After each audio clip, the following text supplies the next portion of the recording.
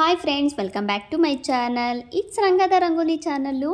ಎಲ್ಲರೂ ಹೇಗಿದ್ದೀರಾ? I hope ಎಲ್ಲರೂ ಚೆನ್ನಾಗಿದ್ದೀರಾ ಅಂತ ಭಾವಿಸ್ತಾ ಇದ್ದೀನಿ. ಇವತ್ತೊಂದು ಬ್ಯೂಟಿಫುಲ್ ಆದಂಥ ಕಲರ್ಫುಲ್ ಆದಂಥ ರಂಗೋಲಿನ ತಂದಿದ್ದೀನಿ.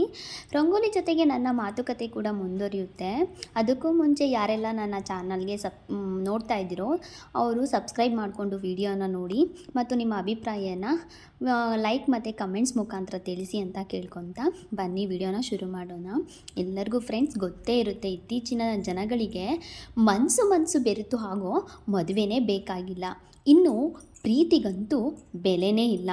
ಅವರಿಗೆಲ್ಲ ಈಗ ಬೇಕಾಗಿರೋದು ಒಂದು ಸಂಭ್ರಮ ಅಷ್ಟೇ. Sangeet, pre wedding post, wedding photographer ಬೇಕು ಜನಗಳಿಗೆ.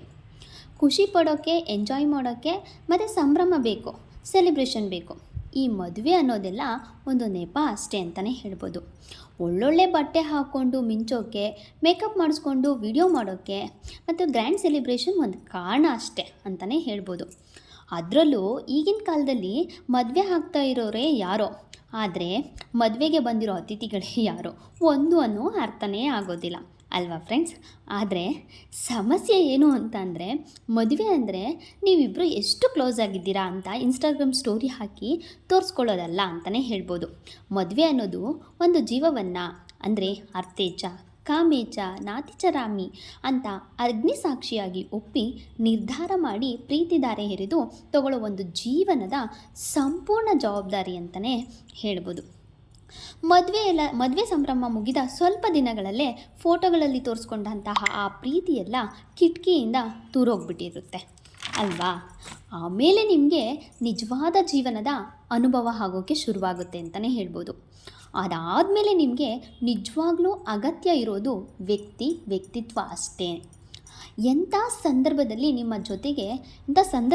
ನಿಮ್ಮ ಜೊತೆಗೆ ನಿಲ್ಲುವಂತಹ ಒಂದು ಜೀವ, ನಿಮ್ಮ ತೋಳಿನ ಮೇಲೆ ಕೈ ಹಾಕಿ ನಾನಿದ್ದೀನಿ, ಇಬ್ಬರು ಸೇರಿ ಜವಾಬ್ದಾರಿ ನಿಭಾಯಿಸೋಣ, ಬಾಳಿನ ತೀರನ್ನು ಎಳೆಯೋಣ ಅನ್ನುವಂತಹ ಒಂದು ಜೀವ ಬೇಕಾಗುತ್ತೆ.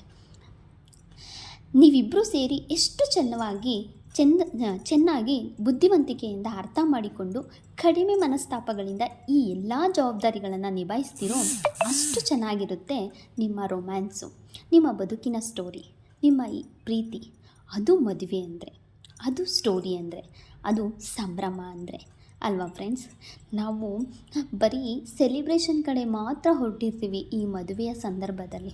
ಆದರೆ ಇದನ್ನು ಯಾರೂ ಕೂಡ ಯೋಚನೆ ಮಾಡಲ್ಲ. ಅದರಲ್ಲೂ ಈಗಿನ ಕಾಲದಲ್ಲಿ ಮುಂಚೆ ಜೀವನದ ಮುಂದಿನ ದಿನಗಳನ್ನ ಯೋಚನೆ ಮಾಡಿ ಮದುವೆಯನ್ನು ಮಾಡ್ತಾಯಿದ್ರು. ಈಗಿನ ದಿನದಲ್ಲಿ ಪ್ರೆಸೆಂಟ್ಗೆ, ಅಂದರೆ ಆ ಟೈಮ್ಗೆ ಯಾವ ಸಂಭ್ರಮ ಬೇಕು, ಆ ಟೈಮ್ಗೆ ಏನು ಬೇಕು ಅದನ್ನು ಮಾತ್ರ ನೋಡಿ ಮದುವೆ ಆಗ್ತಾರೆ ಅಂತಲೇ ಹೇಳ್ಬೋದು. ಸೊ ಈ ತಪ್ಪನ್ನ ಇನ್ನು ಮುಂದೆ ಆಗುವಂತಹ ಯಾವುದೇ ಒಂದು ವರ ಅಥವಾ ವಧು ಯೋಚನೆ ಮಾಡಿ ಮದುವೆ ಆಗಿ ನಮ್ಮ ಬಾಳಿನಲ್ಲಿ ಒಬ್ಬ ಅರ್ಥ ಮಾಡಿಕೊಳ್ಳುವಂತಹ ಒಂದು ಜೀವ ಸಿಗಬೇಕು. ಅದು ಹುಡುಗಿಗಾಗಲಿ ಹುಡುಗಂಗಾಗಲಿ, ಸರಿನಾ?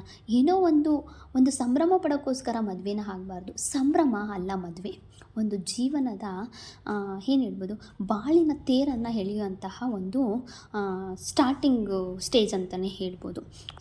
ಮದುವೆ ಒಂದು ಸಂಭ್ರಮ ಅಲ್ಲ, ಅದು ತೋರಿಕೆ ಆಗಬಾರ್ದು ಅಂತ ಹೇಳ್ತಾ ಪೂರ್ತಿಯಾಗಿ ವಿಡಿಯೋನ ನೋಡಿ ನನ್ನ ಚಾನಲ್ನ ಸಬ್ಸ್ಕ್ರೈಬ್ ಮಾಡಿಕೊಂಡು ಮತ್ತು ಲೈಕ್ ಮತ್ತು ಕಮೆಂಟ್ಸ್ ಮುಖಾಂತರ ನಿಮ್ಮ ಅಭಿಪ್ರಾಯನ ತಿಳಿಸಿ ಅಂತ ಹೇಳ್ತಾ ಮತ್ತೆ ನೆಕ್ಸ್ಟ್ ವಿಡಿಯೋದಲ್ಲಿ ಸಿಗ್ತೀನಿ. ಬಾಯ್, ಸಿ ಯು.